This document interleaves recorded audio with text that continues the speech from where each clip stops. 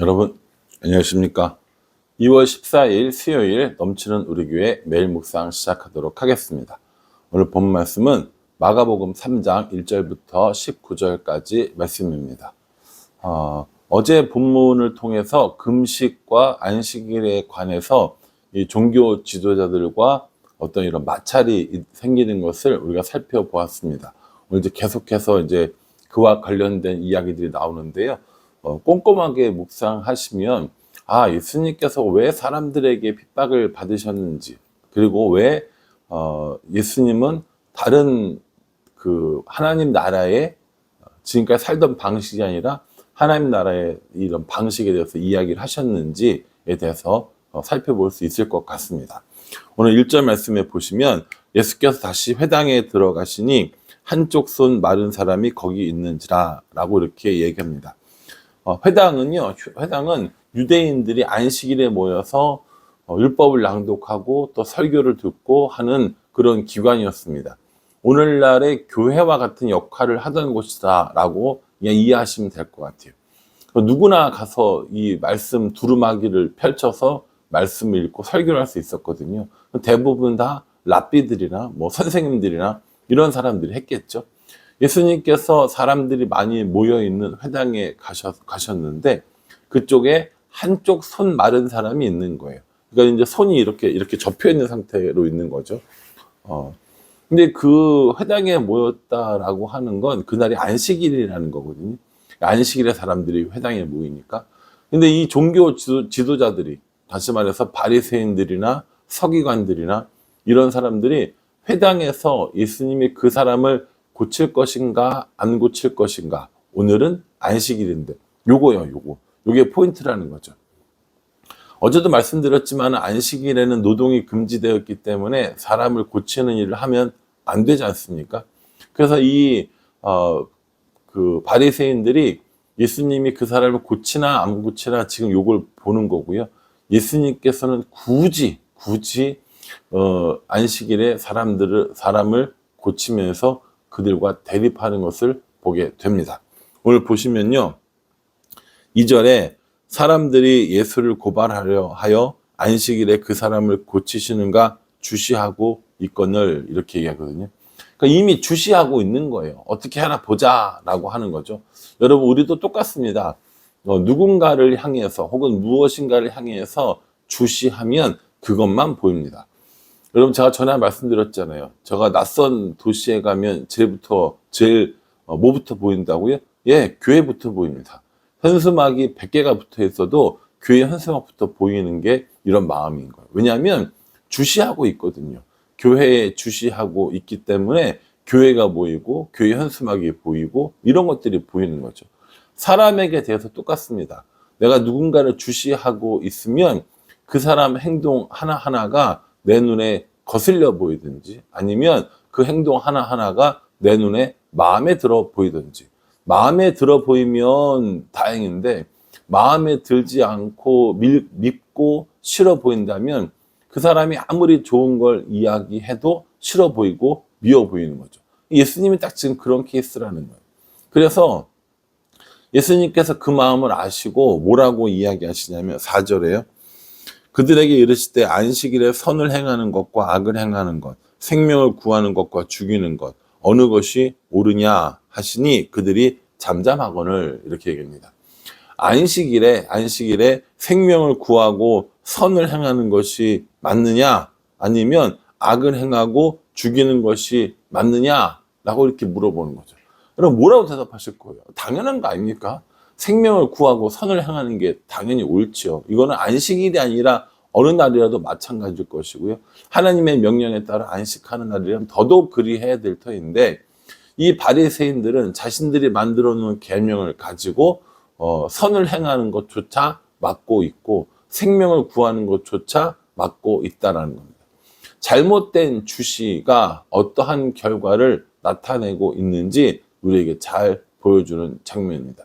이제 이때로부터 사람들이, 이 바리새인들과 이런 종교 지도자들이 예수님을 죽이려고 모의를 합니다.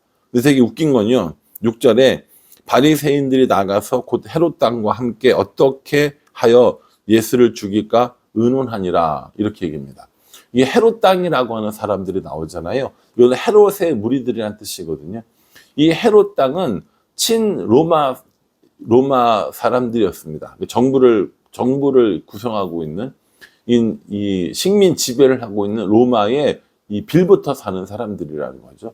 그런데 그런 놀랍게도 바리새인들은 정치적으로 반대편에 있는 사람들이었거든요. 서민들의 지지를 받고 율법을 중요하게 여기는. 그러니까 오늘날로 따지자면 헤롯 땅은 여당 같고요. 바리새인들은 뭐 이런 야당이나 이런 뭐 진보 세력 이렇게 볼 수 있거든요. 근데 예수님을 죽이려고 하는 일에 이 두 세력이 함께 연합하는 모습을 볼 수 있습니다. 여러분 참 대단하지 않습니까? 예수님을 죽이기 위해서 적과도 동침을 하는 이런 모습을 보여주고 있는 것이죠. 7절부터 12절까지 말씀에는요, 예수님께서 여전히 자신의 사역들을 계속 하시는 것을 볼 수 있습니다. 많은 사람들이 찾아오고 병자들이 찾아오고 그래서 예수님이 그들을 고쳐주시고 또 가르쳐주시고 천국의 복음을 선포하시는 일들을 계속해서 하시는 거죠. 한쪽에서는 예수님을 죽이려고 하지만 예수님께서는 하나님께서 예수님에게 주신 이 사명들을 또 이 땅에 오셔서 해야 할 일들을 계속해서 해 나가시는 모습을 볼 수 있습니다. 이런 거 보면 참 대단하다는 생각이 들어요. 자신을 죽이려고 하고 자신을 해하려고 함에도 불구하고 예수님께서는 여전히 묵묵히 해야 하실 일들을 하시는 것을 볼 수 있습니다. 누군가 나를 모함하고 누군가 나를 시기하고 누군가 나를 질책하려고 한다면 저는 그렇게 못할 것 같거든요. 화를 내고 어떻게 복수할까 생각하고 마음에 분이 나고 노하고 이럴 것 같은데 예수님께서는 그 사람들에 대해서 그렇게 하지 않으시고 그들도 가르치면서 바리새인들의 이런 사람들을 가르치면서 자신의 할 일들을 계속 하시는 모습을 보게 됩니다. 저도 오늘 예수님의 이런 모습 보면서 모함하고 시기하고 질투하는 사람들을 보는 것이 아니라 하나님이 내게 주신 내 사명을 봐야 하는 게 맞구나 라는 생각을 한번 해보게 되었습니다. 그리고 13절부터 19절까지 말씀에는요, 예수님께서 제자들을 부르시는 장면이 나옵니다. 이제 12명의 제자들을 모두 부르신 거죠. 그래서 이 12명의 제자들과 함께 사역하시는 것을 볼 수 있습니다. 왜 12명이냐, 뭐 120명이나 뭐 10명이나 7명이나 이렇게 안 하고 왜 12명이냐 라고 물어보신다면 오늘 저녁에 제가 이스라엘의 12지파에 대해서 설명을 할 거거든요. 그때 와서 들으시면 될 것 같아요. 이스라엘은 12지파가 있는데 이 12지파와 이렇게 동일하게 12명의 이 제자들을 부르신 것을 볼 수 있습니다. 그럼 제자들을 왜 부르셨는가? 여기 보시면 14절과 15절에 이렇게 나옵니다. 이에 12를 세우셨으니 이는 자기와 함께 있게 하시고 또 보내사 전도도 하며 귀신을 내쫓는 권능도 가지게 하려 하심이라 라고 이렇게 말씀하십니다. 제자들을 부르신 목적은 세 가지라는 거예요. 첫 번째, 자신과 함께 있게 하기 위함이고요. 두 번째, 전도하기 위함이고요. 세 번째, 귀신 쫓아내는 권능도 갖게 하기 위해서다 라고 말씀하시는 거죠. 그러니까요, 예수님께서 제자들을 불러서 예수님과 함께 살고 함께 사역하면서 예수님의 삶의 모습을 보고 예수님의 말씀을 빠짐없이 듣고 어떻게 사역하는지를 배우게 했다라는 겁니다. 이게 소위 말하는 교육 방법에서 도제 교육이라고 부르는 겁니다. 도제 교육이라는 것은 우리나라로 치면 옛날에 고려시대 때, 조선시대 때 도자기를 굽는 도공이 자신들의 제자를 가르치는 방법과 동일한 겁니다. 함께 밥을 먹고 함께 물을 보러 가고 함께 나무를 보러 가고 함께 흙을 보러 가고 그래서 함께 이렇게 작업을 하고 이렇게 하면서 계속 함께 생활하면서 모든 것들을 전수해 주는 거죠. 우리나라는 이 도제 교육이 그 도자기 굽는 일에 이런 가장 많이 됐고요. 독일 같은 경우는 이 도제 교육의 대표적인 산업이 자동차 산업이었다고 합니다. 그래서 함께 거하면서 자동차의 모든 것을 알려줬다라는 거죠. 뿐만 아니라 이 스승님의 삶의 모습도 함께 보여주는 거죠. 예수님께서도 제자들을 부르셔서 그렇게 하셨다라는 겁니다. 그래서 제자들이 예수님의 모습, 예수님의 사역, 예수님의 모든 것을 다 보고 배울 수 있도록 해 주셨다는 겁니다. 그 12명의 제자 중에서 이렇게 좀 분류가 가능한데, 가장 핵심적인 제자는 제가 어제도 말씀드렸지만, 그저께도 말씀드렸지만은 베드로와 그리고 안드레, 야고보와 요한입니다. 이 베드로와 야고보와 요한, 이 세 사람은 특별히 더 예수님의 최측근이었는데요. 예수님께서 나중에 이제 그 십자가 지시기 전에 기도하러 가실 때도 이 세 명의 제자들만 데리고 가신 것을 볼 수 있습니다. 그러니 베드로와 야고보와 요한, 이렇게 세 명 외우시면 되고요. 그리고 베드로의 형제였던 안드레가 나머지 8명의 사람들 중에 최측근이었다라고 보시면 됩니다. 그래서 제가 전에 설교할 때 4대 7대 1 이거 설교했었는데 혹시 기억나세요?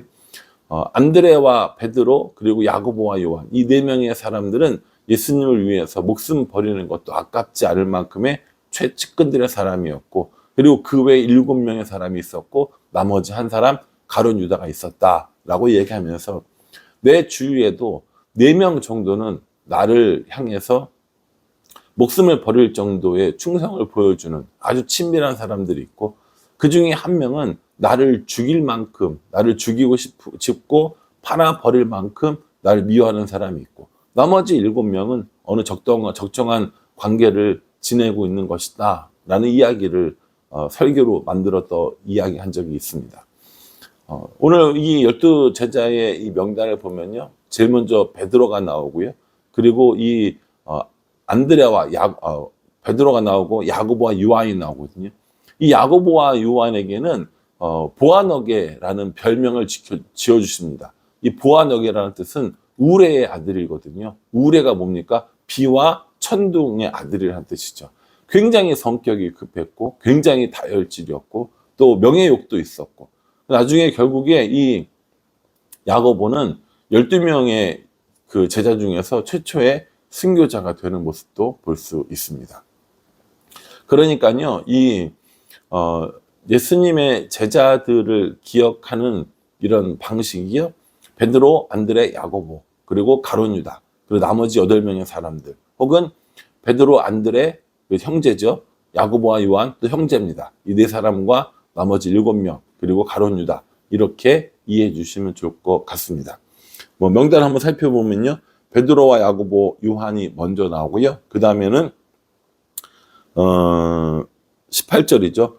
안드레, 빌립, 바돌로메, 마테, 도마, 또 다른 야고보, 그리고 다데오, 그리고 시몬, 이렇게 나옵니다. 그 복음사마다 이름들이 조금 다르게 나오는 사람들이 있지만 같은 이름을 가진 동명이인의 다른 사람이라고 보시면 될 것 같고요. 그리고 마지막에 나오는 사람이 가룟 유다가 나옵니다. 이렇게 12명의 제자들을 데리고 다니시면서 가르치시고 또 전도하게 하시고 권능을 주시는 모습을 볼 수 있습니다. 이제 이후로 이 12명의 제자들과 함께 예수님 어떻게 사역하시는지에 대해서 계속 나오게 되거든요.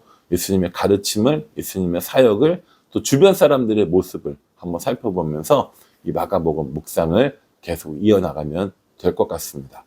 오늘 이 말씀처럼 우리는 무엇을 중요하게 여기는지, 본질이 무엇인지 다시 생각해 봐야 하고, 우리가 주시해야 할 것은 사람이나 일이 아니라 하나님이고 우리에게 맡겨주신 하나님의 사명이라는 사실을 다시 한번 기억해 주셨으면 좋겠습니다.